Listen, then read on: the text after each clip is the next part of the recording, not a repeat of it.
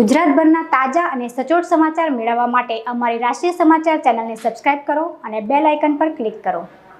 સુરત શહેરમાં 9 દિવસ દરમિયાન લાખોની સંખ્યામાં ખેલૈયાઓ અલગ અલગ સ્થળ ઉપર જઈને નવરાત્રિના ગરબાના આયોજનમાં ભાગ લેતા હોય છે। સુરત શહેરમાં ડ્રગ્સનું વેચાણ ખૂબ મોટા પ્રમાણમાં થઈ રહ્યું છે, ત્યારે આંતરરાષ્ટ્રીય વિશ્વ હિન્દુ પરિષદના કહેવા મુજબ ગરબાનું આયોજન જે સ્થળ ઉપર થાય છે ત્યાં આસપાસના વિસ્તારોમાં પેડલરો ખૂબ મોટા પ્રમાણમાં ફરતા હોય છે।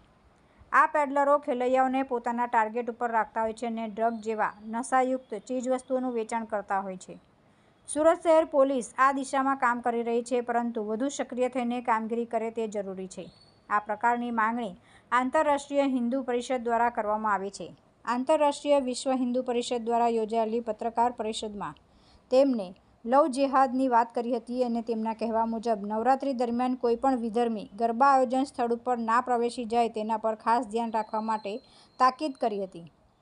હિન્દુ પરિષદ સુરત મહાનગર અધ્યક્ષ હાલ થોડા સમય પછી ગુજરાતની અંદર નવરાત્રીનો તહેવાર ઉજવવાનો છે।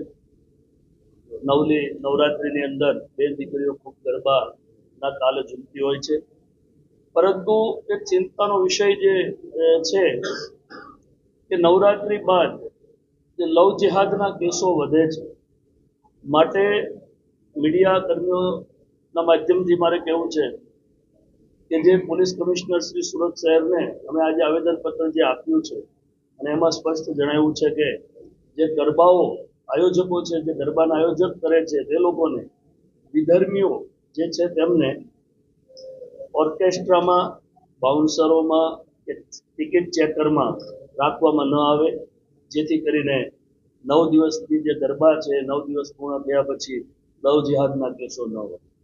જય શ્રી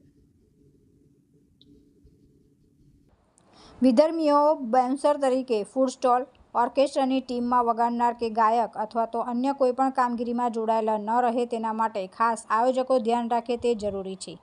વિધર્મીઓના પ્રવેશવાના કારણે વાતાવરણ બગડી પણ શકે છે। આંતરરાષ્ટ્રીય હિન્દુ પરિષદની રચના કરી છે। વોર્ડ વાઇઝ અમારી સમિતિ છે।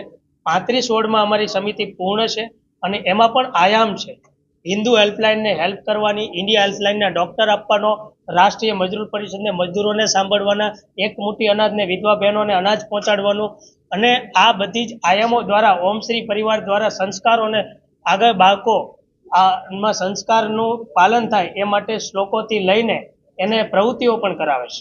મહિલાઓ માટે ગુરગાંવ આઈટી કે આવું કંઈક બનાવે? મહિલાઓ માટે રાષ્ટ્રીય મહિલા પરિષદ અને ઓજસ્વીની છે, જે મહિલાઓને સુરક્ષા, ગૃહિણીને રોજગારી, તાલીમ અને દર વર્ષે સ્વરક્ષા માટે પણ તાલીમ આપે છે। આ વર્ષે પણ થઈ, આ વર્ષે આપણે 400 દીકરીઓ અને 500 દીકરાઓને 7 દિવસ રહેવા ખાવાની વ્યવસ્થા સાથે આપણે પીપી સવાણી સ્કૂલ સાથે મે મહિનામાં તાલીમ આપી હતી અને તાલીમ પૂર્ણ થઈ। 1966માં સ્થપાયેલા વિશ્વ હિન્દુ પરિષદના મુખ્યાલય નાગપુર ખાતે પ્રવીણભાઈ તોગડિયા બેસતા હતા, ત્યાર પછી એમને શું વાંચવું પડ્યું કે પછી આ આંતરરાષ્ટ્રીય હિન્દુ પરિષદની સ્થાપના કરવી પડી? કેટલાક પ્રશ્નોના જવાબ હોતા નથી, સમય સાથે પરિવર્તન જરૂરી છે અને એ ભગવાનના નિર્ણય છે। એમની સાથે રણછોડભાઈ ભરવાડ ને બધા છે ને? બધા જ છે અને ખૂબ સક્રિય છે। સુરતમાં કાર્યક્રમો કર્યા છે, એમને ત્રિશુલ દીક્ષામાં એવા બધા કાર્યક્રમો કર્યા છે, આજે પણ થઈ રહ્યા છે। તો છે કે નહીં એ ખબર ચાલુ છે। રણછોડભાઈ ભરવાડ પણ છે। તુલસી શર્મા સાથે રાષ્ટ્રીય સમાચાર સુરત।